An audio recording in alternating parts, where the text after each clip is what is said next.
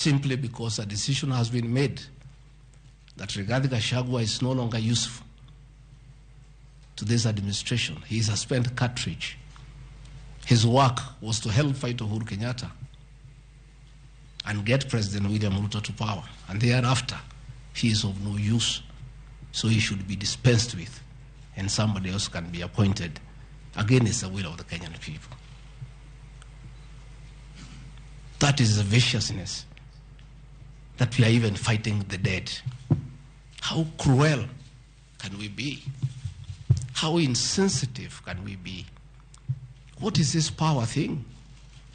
That you even fight the dead for you to entrench yourself in power and get rid of your perceived political enemies. I appeal to the people of Kenya to have respect for the dead, if nothing else. People may have money, they may have power, they may have everything, but they must remember that it is very respectful to respect the dead. Please, stop haunting my late brother.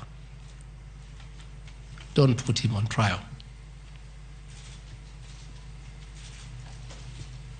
He committed no crime by working hard and leaving an inheritance for his children and entrusting his brother, Rigathi Gachagua, to look after that property.